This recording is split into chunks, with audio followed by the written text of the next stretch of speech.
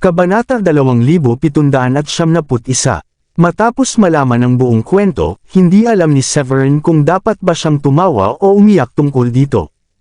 Pagdating niya sa labas ng lungsod, hindi niya maintindihan at ng kanyang mga asawa kung bakit hindi nila nakita ang anumang mga cultivator ng demonyo na nakapaligid sa lungsod tulad ng sinabi sa kanila. Ito ay natakot na niya ang mga miyembro ng Evil Tribe sa pamamagitan ng pagpatay sa dalawang Supreme Paragon. Habang narito, tinanggap ni Severin ang kilos ni Allen ng mabuting kalooban. Inilagay niya ang kanyang katawan sa isang matinding sitwasyon nang patayin niya sina Thumos at Sachin, at talagang nagdusa siya mula sa isang malaking pinsala ngayon. Ang panuntunan ng swordsmanship ay pumatay kay Thumos at sinira ang kanyang katawan sa abo. Kaya, hindi nakuha ni Severin ang storage ring ni Thumos. Nang maglaon, pinatay ni Sachin ang kanyang sarili sa pamamagitan ng paglalagay ng kanyang katawan sa isang pagsabog bago siya namatay. Lumikha ito ng isang itim na butas at halos mapalayo si Severin. Dahil dito, hindi nakuha ni Severin ang storage ring ni Sachin. Ngayon, inabot ni Severin ang kanyang kamay upang kunin ang storage ring. Sa kanyang banal na pandama, nag-scan siya at nakita na puno ito ng kayamanan. 8 grade na Trinity Flower. Hindi masama. Sunflower Sungold, kabilang ito sa mga elemento ng tubig at ginagamit upang likhain ang mga piling kalidad na kayamanan na espiritual. Ang Nine Land, isang elemento ng apoy. Natuwa si Severin at kinuha ang lahat upang ilagay ito sa kanyang panloob na mundo. Nagkataon, ang kanyang panloob na mundo ay sumasailalim sa isang metamorphosis, at sa kakilakilabot na pangangailangan ng lahat ng uri ng kayamanan upang mapahusay ang mga patakaran ng langit at lupa, at gawin ang panloob na mundo na malapit sa totoong mundo hanggat maaari. Kung hindi man, walang nakakaalam kung gaano katagal ang aabutin upang mapahusay ang mga patakaran ng langit at lupa sa pamamagitan ng pag-unawa ni Severin pagkatapos ng bawat labanan. Sa sandaling ang mga kayamanan na iyon ay pumasok sa panloob na mundo, dinurog sila ng enerhiya sa maraming mga guhit ng mga espiritual na ilaw at nahulog sa lupa. Pagkatapos, ang panloob na mundo ay masungit na hinigup at pinino ang banayad na mga patakaran na nilalaman sa loob. Sa ilang sandali, ang lugar ng panloob na mundo ay lumawak ng higit sa 1,000 yard. Ang kalangitan ng panloob na mundo ay mas mataas. Ang lupa ay naging mas makapal. Ang turbid air ay naging enerhiya, na ipinanganak ang bagong paglikha. Panghuli, isang espiritual na pag-ulan ang bumagsak na naglalaman ng surging vitality. Ang mga halaman at hayop ay binigyan ng katalinuhan mula sa ulan at nagsimulang magsagawa ng pinakapangunahing kasanayan, na humihinga.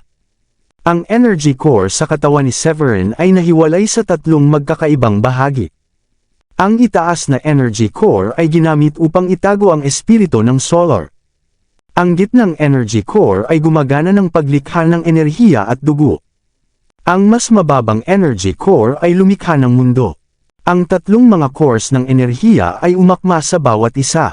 Habang ang panloob na mundo sa gitnang energy core ay lumawak, naapektuhan din ito ang iba pang 2 mga cores ng enerhiya. Ang espiritu ng solar ay namumulaklak ng banal na ilaw, at ang aura ni Severin ay naging mas malalim. Ang pinakamataas na espiritu sa gitnang energy core ay mukhang marilag, at ang antas ng dugo at enerhiya ay mayaman. Mukhang nakasuot ito ng pulang sandata na may isang surging aura. Kahit na ang bagong nilikha na miniature na universo ay nag-iimbak ng mas maraming enerhiya para kay Severin, dahil sa katatagan ng mga cores ng enerhiya at ang lumalakas na espiritual na langit at lupa mula sa mga cores ng enerhiya. Nung natapos ni Severin ang pagtatasa ng mga pagbabago sa kanyang katawan, tumangala siya, at isang flash ng nakakatakot na aura ay sumabog sa kanyang mga mata. Ang mga patakaran ng langit at lupa ay naging materialized sa kanyang katawan. Ang malakas na mga patakaran ng swordsmanship at ang walang katapusang sigla ng mga batas ng paglikha ay nabago sa hindi mabilang na mga banal na kadena ng pagkakasunod-sunod na lumulutang sa itaas ng kanyang ulo. Ang mga tao sa gintong tolda ay nagulat nang masaksihan nila ito. Sa isang segundo lamang, nadama nila ang aura ni Severin ay biglang nagpalakas ng marami, lalo na ang mga banal na kadena ng mga pagkakasunod-sunod na umiikot sa ulo ni Severin. Nakatakot ito sa lahat. Ang aura ng mga order na pinalabas ay napakalakas na ginawa nito kahit na si Allen, isang antas ng siyam na Supreme Paragon, ay nasaktan. Ang lahat sa isang biglaang, ay nakuha ni Severin ang kanyang mga pandama at napansin ang ilang mga tao ay may mga kakaibang ekspresyon sa kanilang mga mukha, na parang tinitingnan nila siya tulad ng isang halimaw. Napagtanto niya ito kung ano ang nagawa niya at mabilis na hamina ang kanyang aura. Tumawa, ipinaliwanag niya, haha.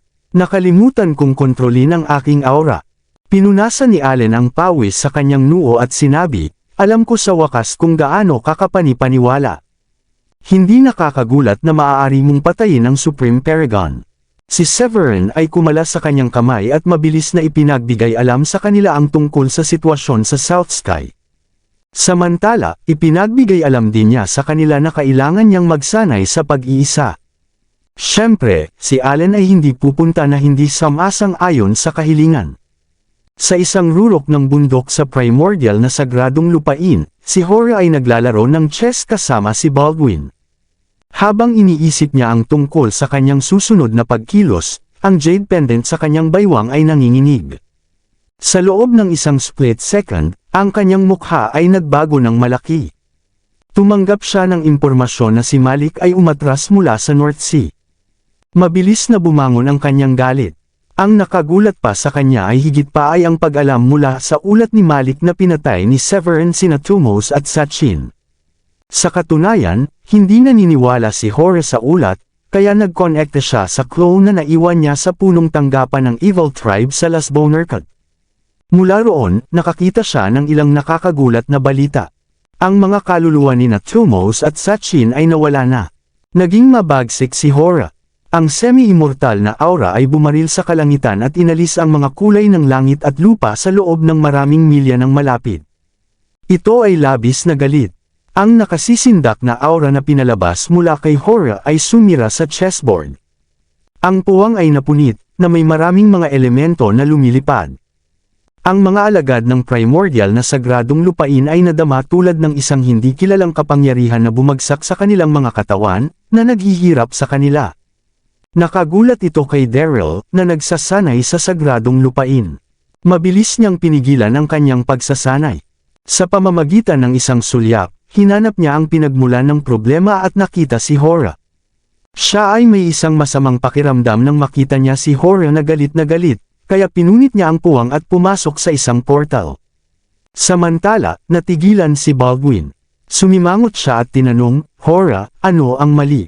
Hindi niya maintindihan kung ano ang naging dahilan ng galit ni Hora. Ano ang mali, tinanong mo? Pinatay ni Severin sina Tumos at Sachin. Sila ang aking mga matatanda at antas ng siyam na Supreme Paragon. Nabigo ang pagsalakay sa North Sea. Si Hora ay sinabi na walang magawa at galit. Nagkataon, narinig ito ni Daryl nang umalis siya sa portal. Siya at si Baldwin ay natigilan sa balita. Pareho silang nagbigkas ng magkasama. Paano ito posible? 2 buwan lamang ito mula nang iniulat ng sagradong lupain na si Severin ay pumatay kay Mosen, isang antas ng 8 Supreme Paragon, laban sa lahat ng mga logro. Si Baldwin at Daryl ay hindi lamang makapaniwala na maaaring patayin ni Severin ang Supreme Paragon pagkatapos ng 2 buwan, hindi sa banggitin ang dalawa. Marahil ito ay makakamit kung si Severin ay naging isang celestial na pagkatao. Hindi bababasa, hindi alam ni Baldwin at Daryl ang sinumang madaling pumatay ng isang antas ng siyam na Supreme Paragon. Kung ang antas ng siyam na Supreme Paragon ay alam na siya ay matatalo, maaari pa rin siyang makatakas, di ba? Makatarungan bang sabihin na si Severin ay nagmamay-ari ng lakas upang makipagkumpetensya sa isang semi-immortal, kung kaya niyang patayin ang isang antas ng siyam na Supreme Paragon? Ang ekspresyon ni Baldwin ay naging masama. Mabilis niyang ipinaalam sa mga ninuno ang tungkol sa balitang ito. Sa palagay ko kailangan kong lumabas mula sa hadlang at maging buo at hayaan ang aking tunay na katawan sa lalong madaling panahon, lihim na pinag-isipan ni Baldwin. Nagulat din si Daryl. Naalala niya kung gaano kahina si Severin noong sila ay nasa silangang dagat, ngunit ngayon, sapat na malakas si Severin upang patayin ang isang antas ng siyam na Supreme Paragon. Kung binigyan ng mas maraming oras si Severin, nadama ni Daryl na mawawalan siya ng pagkakataon na maging isang celestial sa panahon ng gintong panahon. Tumingin si Hora kina Daryl at Baldwin na may madilim at galit na ekspresyon. Sinabi niya, gusto kong magbayad si Severin para sa kanyang nagawa. Ito ang oras na salakayin natin ang sagradong lupain ng Grundy 1. Nang makita ni Daryl kung paano sinagalit si Hora, alam niyang may masamang mangyayari. Tulad ng inaasahan, iginiit ni Hora ang pag-atake sa sagradong lupain ng Grundy 1. Sa katunayan, sumang-ayon si Daryl na hindi nila dapat hayaang lumakas si Severin. May pakiramdam siya na mawawalan siya ng pagkakataon na maging isang celestial sa gintong panahon. Gayunpaman, hindi niya inakala na ito ang tamang oras upang salakayin ang Midland. Ang kanyang pinsala mula sa laban sa silangang dagat ay hindi pa nakabawi. Ang mga pagkakataong manalo ay payat kung kailangan niyang harapin si Adrian, na mayroong isang antas 3 proteksyon na banal na armas sa pag-atake. Naisip niya sandali at sinubukan na mag-stall ng mas maraming oras. Sa makatuwid, gumawa siya ng isang malaking hakbang pasulong, tinapik ang balikat ni Hora, at pinagsama, Hora, hindi natin ito dapat madaliin. Matapos marinig yun, naging kulubot ang mukha ni Hora. Tinuro niya si Daryl at nagagalit, madaliin. 2 Supreme Paragon mula sa aking sekta ay namatay. Sasabihin mo ba sa akin na dapat akong maghintay hanggang sa mamatay ang lahat ng mga miyembro sa aking sekta? Ngumiti si Daryl ng mahina at sumagot, may dahilan ako. Una sa lahat, wala tayong ideya kung paano pinatay sila ni Severin. Hindi natin alam kung gaano karaming mga tropa ang lupain ng Grundy 1 sa North Sea. Wala tayong alam. Paano kung ito ay isang bitag? Tumahimik siya, tiningnan si Hora mula sa gilid ng kanyang mga mata, at hinaplos ang kanyang balbas. Pagkatapos ay gumamit siya ng isang mababang daming ngunit matalim at malakas na tinig upang makipag-usap. Batay sa impormasyon mula sa iyong alagad, si Severin ay nakarating lamang sa North Sea. Ang anumang pag-atake na inilulunsad natin ngayon ay makakaapekto sa sitwasyon sa kabuuan. Sa wakas, na may balik ang ilang katinuan sa isip ni Hora. Sa kabila nito, ayaw pa rin ni Hora na harapin ito dahil hindi niya maipaghiganti kaagad ang kanyang mga alagad. Naikuyong niya ng mahigpit ang kanyang kamao hanggang sa maging maputi ang kanyang mga knuckles.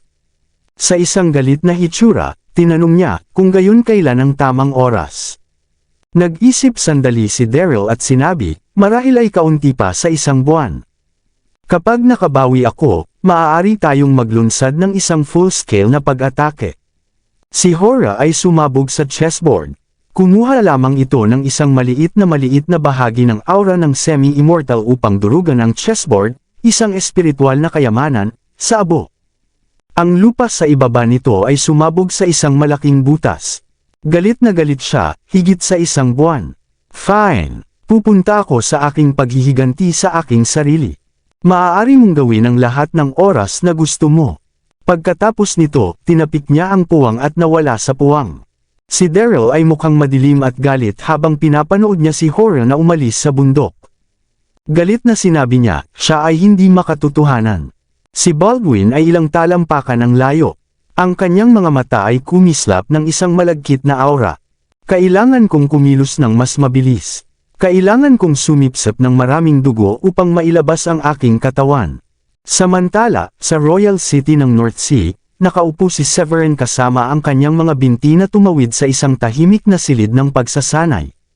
Matapos ang maikling catch-up kasama sina Allen, Heath, at iba pa, hiniling niya ang pag-iisa na pagalingin ang kanyang mga pinsala.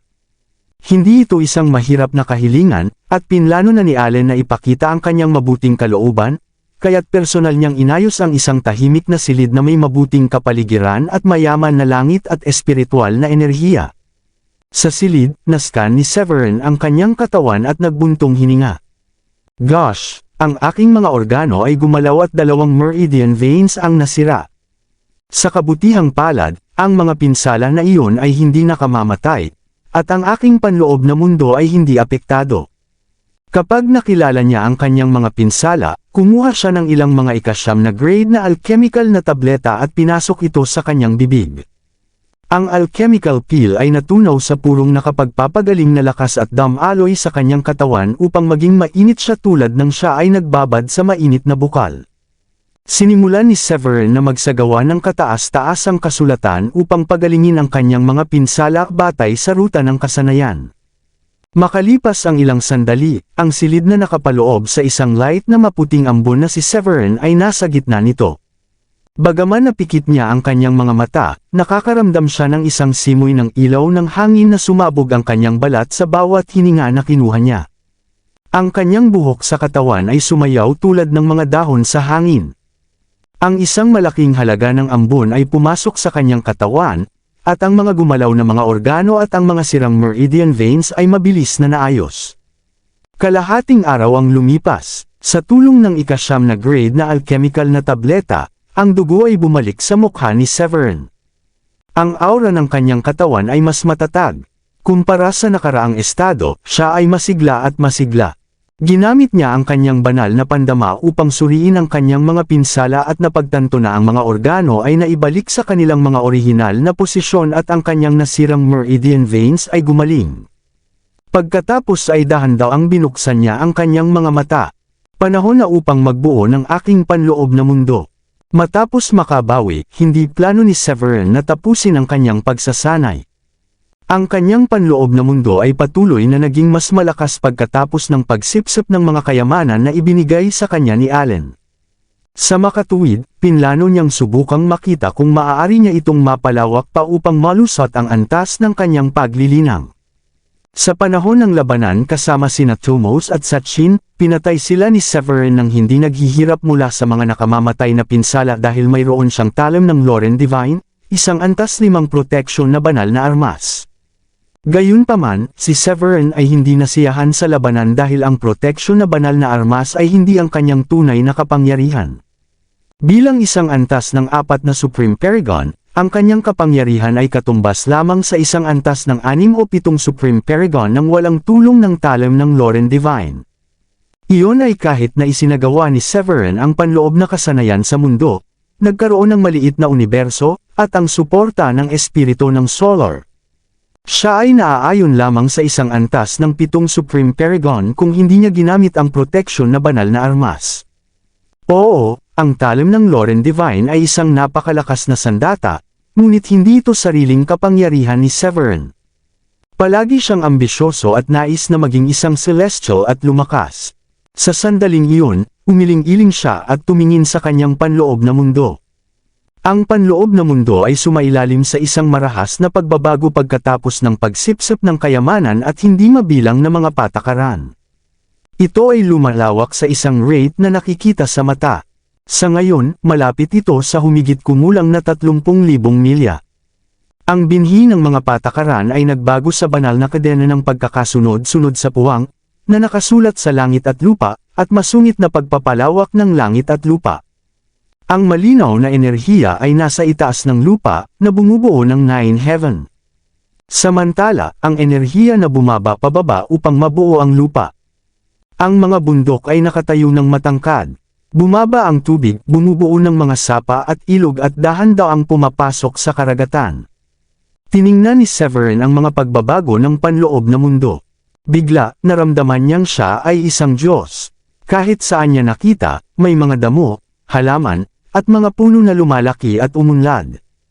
Ang pinaka nakalulugod sa kanya ay ang mga nabubuhay na nilalang sa panloob na mundo ay nagsisimula na magkaroon ng katalinuhan, ang kakayahang mag-isip. Nakita pa niya ang mga apes at unggoy na nakaluhod at nagdarasal sa kalangitan, na nakatitig sa araw, at humihinga ng kakanyahan ng araw at buwan. Matapos ang isda sa tubig ay kinain ang mga halaman sa tubig na naglalaman ng spiritualidad, ang pulang scale nito ay unti-unting nagbago sa kulay na ginto. Ang bawat tanda ay nagpapahiwatig na isang araw, ang mga nabubuhay na nilalang sa kanyang panloob na mundo ay magbabago sa mga matalinong nilalang na katulad niya. Kabanata 2775. Matapos suriin ang sitwasyon sa panloob na mundo, mabilis siyang lumingon upang suriin ang sitwasyon ng espiritu ng Solar sa kanyang pang-itaas na enerhiya. Sa huling labanan, ang espiritu ng Solar ay hindi nag-aalok ng maraming tulong. Karamihan, binigyan nito si Severin ng higit na kapangyarihan upang makontrol ang kanyang enerhiya at ang kakayahang makita ang mas malayo. Ngayon nakikita ni Severin kahit na ang kaunting paggalaw na 300 milya ang layo. Sa pamamagitan ng pagdaragdag ng tulong ng pinakamataas na espiritu, madali niyang makita ang lahat ng 3,000 milya ang layo sa kanya.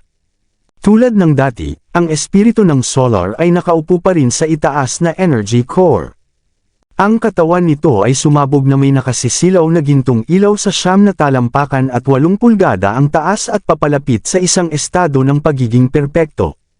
Ang pag-iisa ng kakanyahan at espiritu ay ang precondition para sa pagiging isang celestial. Ngayon na ang solar spirit ni Severin ay umabot sa kumpletong yugto, mas maaga siya sa antas ng karamihan sa mga Supreme Paragon. Pagkatapos ay lumingon siya sa ibaba, nag-scan sa pamamagitan ng miniature na universo, at sa wakas, na naglalayong sa gitnang energy core. Sa kasalukuyan, ang clone ng pinakamataas na espiritu ay nagpapahinga na nakapikit ang kanyang mga mata. Ang hindi mabilang na dugo at enerhiya sa paligid niya ay dahan-dahang nagbago sa enerhiya upang mabuo ang kanyang katawan. Ang gitnang enerhiya ay ang lugar upang lumikha ng dugo at enerhiya. Dahil ang katawan ni Severin ay hindi pa nakarating sa kumpletong yugto, mayroon pa ring silid para sa kaunlaran. Gayunpaman, ang lakas ng kanyang pangangatawan ay kasing lakas ng isang antas isang proteksyon na banal na armas. Mahirap na madagdagan ang kanyang lakas. Hindi ito imposible, bagaman. Maaari niyang subukang dumaan sa pagdurusa ng Thunderbolt at gamitin ang kulog upang sanayin ang kanyang pangangatawan. O maaari siyang maghanap ng bihirang ika-9 na grade na espiritual na kayamanan upang gumawa ng isang kayamanan na angkop upang sanayin ang katawan ng Supreme Paragon. Siyempre, maaari siyang gumamit ng mga pamamaraan upang sanayin ang kanyang pangangatawan sa kumpletong yugto. Mangangailangan lamang ito ng maraming oras.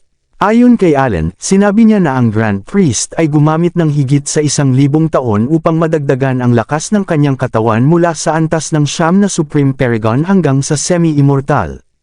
Si Severin ay walang ganoong oras, ni mayroon siyang kayamanan. Umiling-iling siya at nagbuntong hininga. Dahil hindi niya madagdagan ang lakas ng kanyang pangangatawan sa ngayon at ang kanyang pinakamataas na espiritu ay naging espiritu ng Solar, may isang huling bagay na naiwan. Mabilis niyang iniwan ang gitnang core ng enerhiya at nagbago sa hindi mabilang na maliit na mga partikulo upang madama ang bawat cell sa kanyang katawan. Ang miniature universo ay wala kahit saan, malapit sa maliit na tagumpay at mayroong maraming silid para sa pagpapabuti para sa kanyang enerhiya. Sige, ipagpatuloy natin ang pagbuo ng mini-universo at dagdagan ang aking enerhiya. Kapag naisip niya ang kanyang isip, ganap siyang tumutok sa pagbuo ng universo. Ang enerhiya sa kanyang panloob na mundo ay nakatanggap ng utos na sumulong sa kanyang mga cell. Ang mga batas ng paglikha, ang mga patakaran ng swordsmanship, at iba pang mga patakaran ay nagbago sa banal na kadena ng pagkakasunod-sunod upang lumikha ng bagong langit at lupa. Ang lahat ng isang biglaang, ang mga cell ay nawasak dahil sa mga banal na kadena ng pagkakasunod-sunod, na iniwan ang isang puwang na nagbago sa isang kalawakan.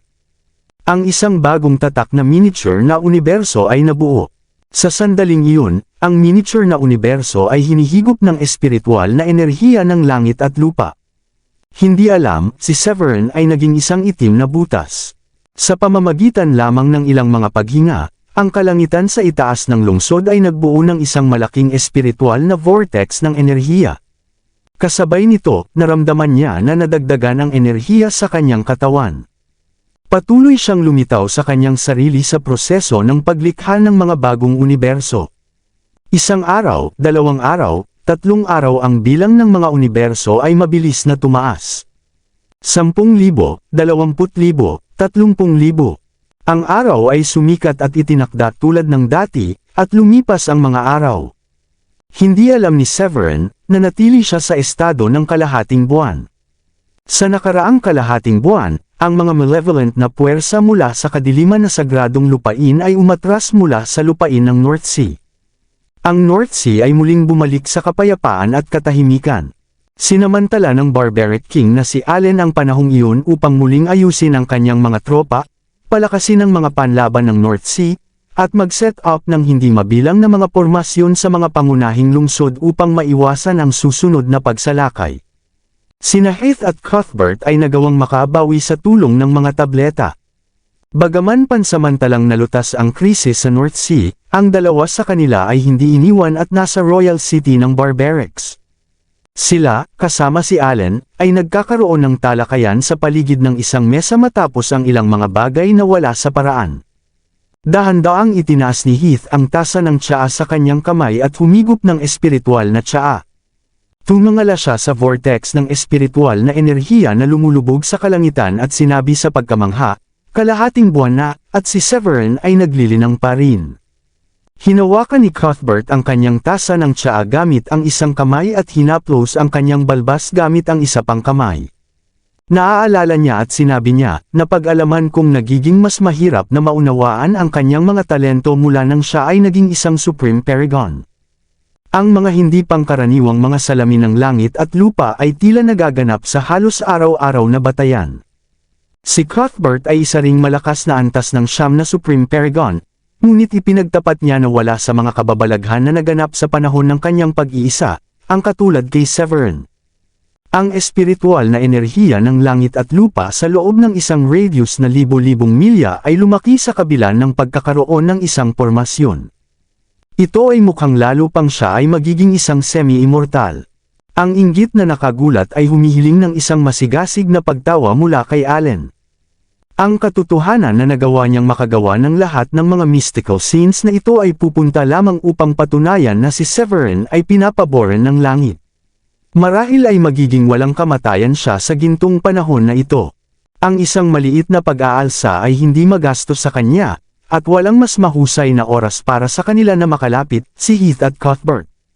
Ito ay mas maraming pag-iisip kaysa sa paghihintay hanggang sa naging walang kamatayan si Severin. Habang nag-uusap sila, ang mga micro-universes ni Severin ay lumampas sa laki ng trilyon. Sinakop nito ang 25 mga cell sa kanyang katawan. Sinilip niya ang kanyang banal na pandama at nakita ang mga patch ng mga miniature na mundo na kumikislap tulad ng mga bituin.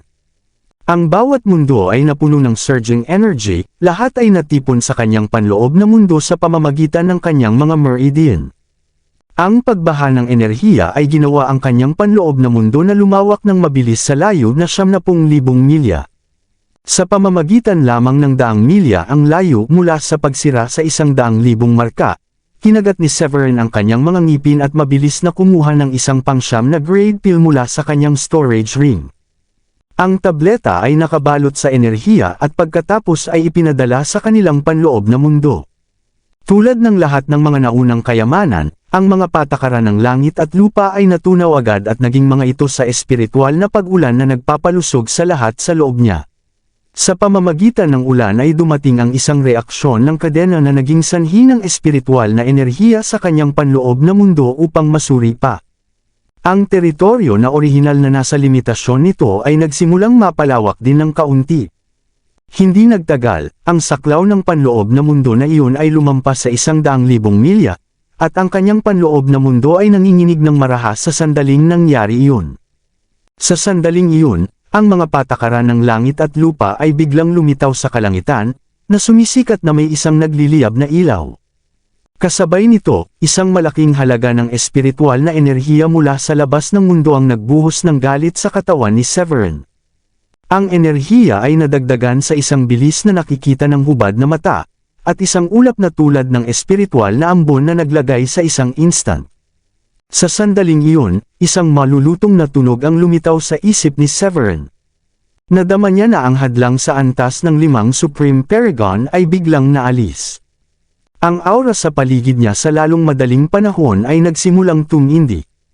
Ang mga banal na kadena na binubuo ng mga patakaran ay lumitaw mula sa puwang at tumagal sa buong paligid ni Severin.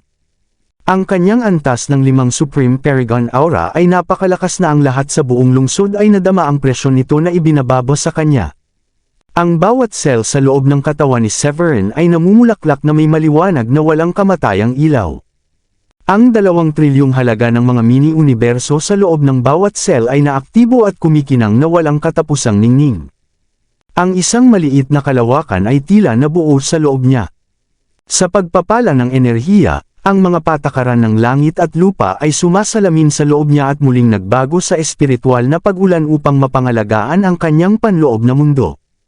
Ang mga singil na alon ng hangin ay bumaril sa kalangitan habang sinira ni Severin hanggang sa antas ng 5 Supreme Paragon. Lahat ng tao sa Royal City ay nabigla sa nangyayari. Si Allen at ang iba pa ay agad na nagkaroon ng pagbabago ng ekspresyon nung naramdaman nila ang antas ng 5 Supreme Paragon aura habang umiinom ng tsaa. Tumayo sila ng bigla mula sa kanilang mga upuan, at sumugod si Heath sa isang flash kasama si Cuthbert. Ang isang hitsura ng pagkamangha ay humawak sa kanila, habang sila ay sumulyap sa direksyon ni Severin. Gumagawa pa siya ng isa pang tagumpay. Bumagsak ang panga ni Heath habang halos nawalan siya ng boses. Ang pambihirang tagumpay ni Severin ay umalis sa kay Heath na natakot sa kabila ng pagkakaroon ng malawak na karanasan bilang isang antas ng 9 na Supreme Paragon. Si Severin ay nagpunta mula sa lakas hanggang sa lakas, na may mga pambihirang tagumpay na darating bilang natural sa kanya bilang paghinga. Ito ay talagang labis na galit.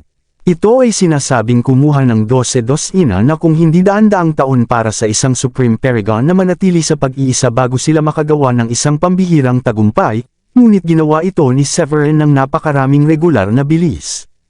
Hahaha, ito ay nakakagulat.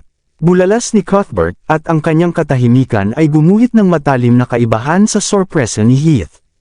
Ang sagradong lupain ng Grundy 1 ay magkakaroon ng isang mas mahusay na pagkakataon, at mapagtagumpayan ang hinaharap na kapahamakan sa pagtaas ng lakas ni Severin. Ngumiti si Cuthbert at hinaplos ang kanyang balbas. Nabubuhay siya sa kanyang reputasyon bilang ang prodigy na itinuro ni Adrian. Bukod sa pagpatay sa 2 antas ng 9 na Supreme Paragon, gumawa pa siya ng isang tagumpay sa kanyang nakamit. Marahil kahit na ang muling pagkakatawang tao ng isang tunay na immortal ay hindi kasing lakas niya. Nang marinig ito ni Allen sa tolda, nagpakita siya ng isang ngiti at binati sila. Mayroon kang pinakamasamang pagbati. Ang sagradong lupain ng Grundy 1 ay magkakaroon ng magandang kinabukasan kasama si Severin sa paligid. Si Severin ay isang antas lamang ng 5 Supreme Paragon, at sa gayon ay 4 na antas sa likod ng antas ng 9, hayaan ang pagiging isang semi-immortal. Ngunit nadama ni Allen na ang umuusbong na katapangan ni Severin ay magpapahintulot sa kanya na mag-ukit ng isang lugar para sa kanya sa Blue Realm sa hinaharap, na may mataas na pagkakataon na siya ay magiging walang kamatayan. Ang papuri ni Allen ay sinalubong ng katulad na kagandahang loob mula sa kay Heath at Cuthbert. Tayo na, sina Heath at Cuthbert ay nag-apply ng puwersa sa kanilang mga paa at hinimok ang kanilang sarili sa kung nasaan si Severin. Saan man, sa sagradong bundok na hindi kalayuan sa korte ng hari, si Jackson ang Grand Priest ay abala sa pag-iisa upang maunawaan ang mga patakaran ng langit at lupa. Matapos niyang mapansin na ang aura ng isang antas ng 5 Supreme Paragon ay biglang lumitaw sa labas ng mundo, biglang binuksan niya ang kanyang mga mata at itinaas ang kanyang ulo upang tumitig sa Royal Court. Ang mga mata ni Jackson ay tila nagawang tumagos sa 1,000 milya sa pamamagitan ng puwang. Ang kanyang sulyap sa wakas ay nahulog kay Severin sa silid, at tiningnan niya ang gintong ilaw na sumasakop kay Severin tulad ng isang banal na walang kamatayan. Hindi niya maiwasang mapigilan, paano ka makagawa ng napakabilis na pag-unlad sa iyong pagkamit? 1 taon lamang ito mula nang huling magkita sila, at naramdaman niyang natulog siya na nakapikit ang kanyang mga mata sa buong panahon na iyon. Dahil ang kanilang pakikipagtulungan sa sagradong lupain ng Grundy 1, ang dalawang puwersa ay nagpalitan ng maraming impormasyon, at nalaman din ni Jackson na pinatay ni Severin si Moson sa South Sky. Pagkatapos nito, ang mga alingawngaw na nagpalipat-lipat ay nagsabi na si Severin ay isang antas lamang ng 3 Supreme Paragon. Halos 2 buwan na ang lumipas mula noong insidente sa South Sky, gayunpaman siya ay naging isang antas ng 5 Supreme Paragon. Lahat sa lahat, pinamamahalaan niyang gumawa ng isang pambihirang tagumpay sa loob lamang ng 1 buwan. Ang pagtuklas ay tiyak na nakakagulat para kay Jackson, na ang isang tao ay maaaring makamit ang napakabilis na tagumpay bilang isang Supreme Paragon ay halos hindi naririnig, at si Severin ay maaaring maging una lamang. Masaya si Jackson dahil natatakot siya. Tama ako noon. Ang pusta ng aming tribo ay hindi mawawala sa basura. Matapos ang pag-ungol sa kanyang sarili, mabilis na itinaas ni Jackson ang kanyang kamay at kinuha ang isang halamang gamot na lumitaw sa pag-agos ng espiritual na enerhiya. Itinapon niya ang halamang gamot sa puwang, at agad itong lumitaw sa harap ni Allen. Nakakatuwa nang makita na si Severin ay napabuti ng labi sa kanyang pagkamit. Allen, ibigay ito ang Starmon na halamang gamot sa kanya, at sabihin sa kanya na ito ay isang pagbati na regalo mula sa akin. Inihatid ni Jackson sa kanyang banal na pandama. Si Allen, na naghihintay sa labas ng tirahan ni Severin, sa lalong madaling panahon ay nakita ang ika-9 na grade na halamang lumulutang sa harap niya. Hindi nangyari sa kanya na ang Grand Priest na nasa pag-iisa ay magbibigay pa rin ng espesyal na pansin sa mga paggalaw ni Severin. Inalis ni Allen ang halamang gamot na Starmon at sinabing, ayon sa utos mo. Pagkatapos ay inalis ni Jackson ang kanyang tingin. Kasabay nito, binuksan ni Severin ang kanyang mga mata tulad ng mga practitioner.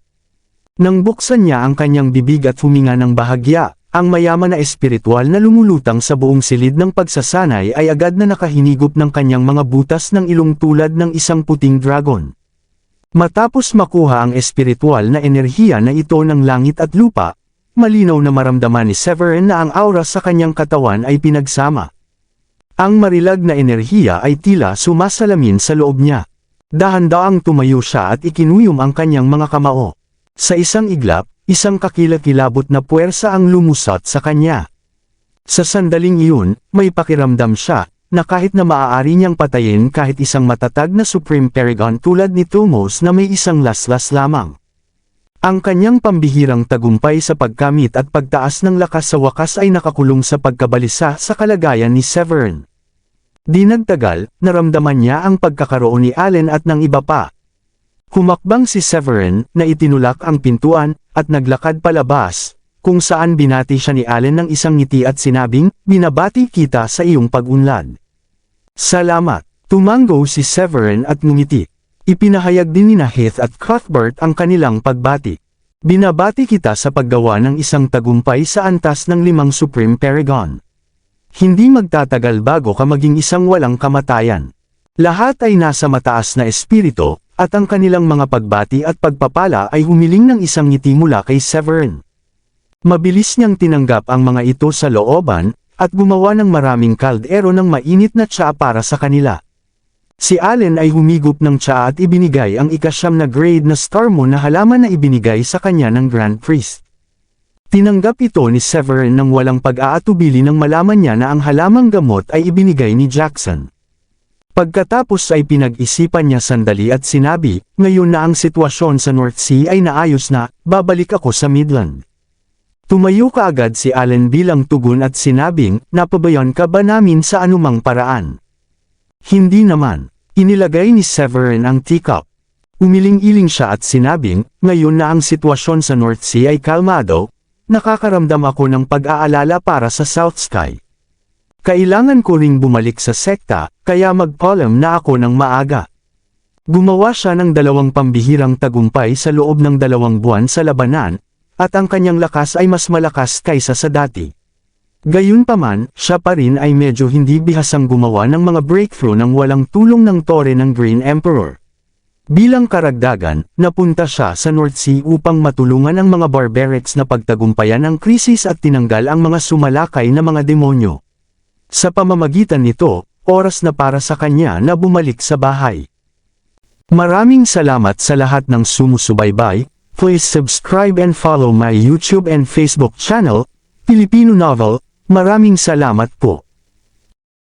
Orihinal na nais ni Allen na manatili si Severin sa North Sea sa mas mahabang panahon upang siya ay makapagtayo ng isang mas mahusay na relasyon sa kanya, ngunit hindi ito tama para kay Allen na igiit na panatilihin si Severin kapag ang huli ay nagbigay ng isang konkretong dahilan para siya magpaalam. Ininom niya ang tsaa na may isang ngiti at agad na sinabi, pagkatapos ay maaari mong iwanan ang iyong pag-alis. Laging tatanggapin ka ng North Sea ng bukas na mga bisig. Ang malakas na lakas na ipinakita ni Severin sa panahon ng krisis sa North Sea ay hinikayat si Allen na seryosohin siya at ituring siya bilang isang tao na may parehong antas at kalibre. Ngumiti si Severin bilang tugon, Pagkatapos ay lumingon upang tumingin kay Heath at Cuthbert. Aalis na ako ngayon. Alagaan niyong mabuti ang North Sea.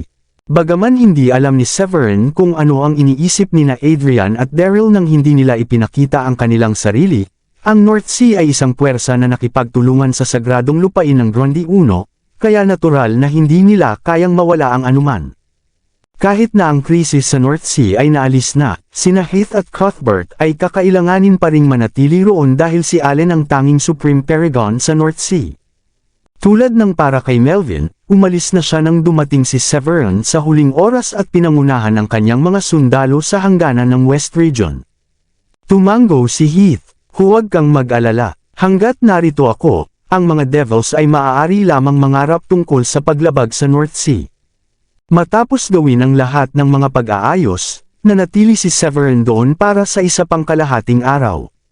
Maaga ng sumunod na umaga, dinala niya si Diane at ang mga batang babae papunta sa Summon Airship at nagsimula sa paglalakbay pabalik sa Midland. Sa pagputok ng madaling araw kung saan ang ilaw ay malabo pa at mayroong isang banayad na simoy ng hangin, isang shooting star na darted sa buong North Sea at nawala sa kalangitan sa itaas.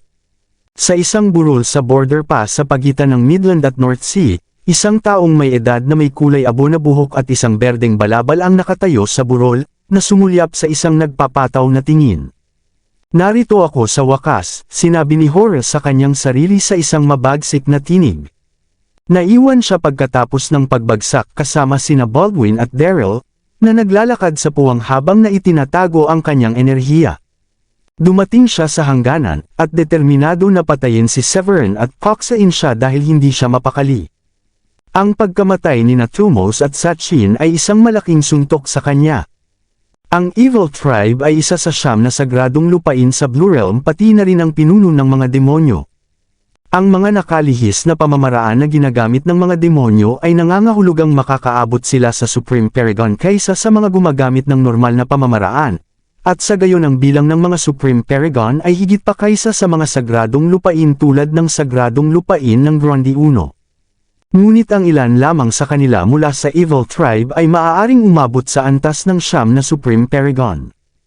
Ang pagbagsak ng 2 antas ng 9 na Supreme Paragon ay maaaring magbaybay ng sakuna para sa Evil Tribe, na ginagawa itong natural para kay Hora na hamakin si Severin.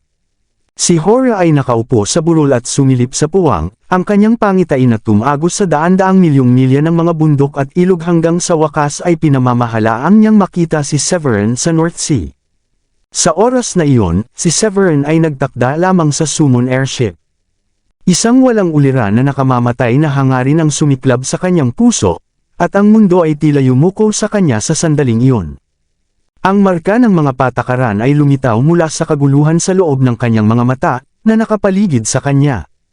Ang isang kakilakilabot na kapangyarihan na sumira sa oras at espasyo at dumaan sa kawalang fanggan ay tila nasa ibabaw, nakahawig ng isang kapangyarihan mula sa daan-daang milyong taon na ang nakalilipas. Ang aura ng pagkawasak ay kumalat mula sa katawan ni Hora. Ito ang mapagkukunan ng kapangyarihan mula sa panuntunan ng pagkawasak. Ang mga Supreme Paragon ay nagbabawas ng kanilang sariling mga landas sa pamamagitan ng kanilang mga pag-unawa sa mga banal na kasulatan ng pilosopiya, at ang mga semi-immortal na freaks ay ginagawang kanilang misyon na maunawaan ang mga patakaran ng langit at lupa pati na rin isama ang pagpapahiwatig ng mga patakaran na iyon sa kanilang katawan at kaluluwa. Kabanata 2800, hindi na kailangang maghintay si Hora. Si Severin ay sabik na bumalik sa bahay, at pinatnubayan niya ang Summon Airship sa pamamagitan ng portal sa mataas na bilis. Nang nakarating na sila sa hangganan sa pagitan ng North Sea at Midland, naghahanda na si Severin na pumasok muli sa puwang ng ang isang malamig na tinig ay sumasalamin sa buong kalangitan. "Naghihintay ako sa iyo, Severin." Napuno ito ng napakaraming nakamamatay na hangarin, na nadama ni Severin ang isang galit sa kanyang gulugod kasama ang isang pakiramdam ng napipintong panganib. Napagtanto na ang sitwasyon ay nakikita na malabo, isinaaktibo ni Severin ang panuntunan ng espasyo sa loob ng kanyang katawan upang subukan at malakas na masira ang puwang at makatakas. Gayunman, sa kanyang sorpresa, ang nakapalibot na puwang ay tila nagyelo. Kahit na ang oras ay tumigil sa pag-agos. Ang nasabing estado ay umaabot sa halos 1,000 milya na radius, at maging ang mga patakaran ng langit at lupa ay tila pinigilan. Agad na tinansya ni Severin na ang indibidwal na gumamit ng napakalawak na kapangyarihan ay isang semi-immortal na matandang halimaw. Walang antas ng siyam na Supreme Paragon na maaaring maging sanhi ng kakayahang mag-set up ng ganoong uri ng bitag para sa kanya o sugpuin ang mga patakaran ng labas ng mundo. Kumbinsido na ang isang semi-immortal ay humarang sa kanya, mabilis na nagpadala si Severin ng isang signal ng pagkabalisa kay Adrian. Masasabi na niya na ang kanyang kalaban ay hindi magiging madali sa kanya. Nadama ni Severin ang isang napakalawak na presyon mula sa semi-immortal kahit na matapos ang kanyang kamakailan lamang na tagumpay, ngunit tinipon niya ang kanyang katapangan at nagtanong ng magalang. Maaari ko bang hilingin ang pangalan ng iginagalang na senior na tila humaharang sa aking paraan? Hahaha, hindi ako nakatatanda. Isang ulap ng itim na ambon ang lumitaw sa harap ni Severin, na inilalantad ang tunay na anyo ni Hora. Ang puso ni Severin ay natakot sa takot nang masaksihan niya ang nakasisindak na kapangyarihan na nagmula kay Hora, na parang may isang hindi nakikitang kamay na kumakalat sa kanyang leeg at inilalabas ang nakatagong damdamin ng takot mula sa kanyang puso. Ang kanyang pagkabalisa ay patuloy na lumalaki matapos niyang makilala ang sagisag ng Evil Tribe sa mga kasuotan ni Hora. Isang semi-immortal devil. Ang hindi nakakagambalang indibidwal na naghihintay doon para sa kanya ay dapat na maghihiganti kay Thumos at Sachin. Ang pagbagsak ng mga ekspresyon ni Severin ay nakakuha ng isang nakakabighani na pahayag mula kay Hora. Ang pangalan ko ay Hora, at mamamatay ka sa aking mga kamay. Itinaas niya ang kanyang braso na sinaktan si Severin nang walang kahirap-hirap tulad ng paglipad ng isang langaw. Nadama ni Severin ang simula ng panganib at agad na tinawag ang talam ng Loren Divine mula sa kanyang panloob na mundo. Ang proteksyon na banal na sandata ay agad na bumagsak ng maraming mga nagliliwanag na mga sinag ng espada patungo sa puwang. Sa susunod na sandali, ang isang hindi nakikitang pagprint ng palad ay nabasag sa ilalim ng sinag ng espada na mas mababa sa 10 milya ang layo mula kay Severin. Iyon ay isang malapit na tawag. Sinabi ni Severin habang ang isang malamig na pawis ay sumabog sa kanyang likuran. Mamamatay na sana siya sa lugar kung may mas mabagal, ang kanyang espiritu ng Solar. At siya ay nagpasalamat sa pagiging alerto na sapat upang makita ang panganib. Sa kabilang dulo, nagulat si Hora nang makita na ang isang antas lamang Supreme Paragon tulad ni Severin ay pinamamahalaang upang makita ang kanyang lihim na pag-atake. Kahit na nakakagulat ay ang talam ng Loren Divine na sa pag-aari ni Severin, ang aura na iminungkahi na ito ay isang antas 5 proteksyon na banal na armas. Matapos ang isang sandali ng nakagulat na katahimikan, hindi maiwasang magkomento si Hora. Isang antas 5 proteksyon na banal na armas. Nagdududa ako na may iba pang mga sandata sa loob ng buong Blue Realm na maaaring malampasan ang isa sa iyong pag-aari. Napangiti si Severin nang marinig niya ang pahayag na iyon. Ang mga logo ay hindi nakasalansan sa kanyang pabor.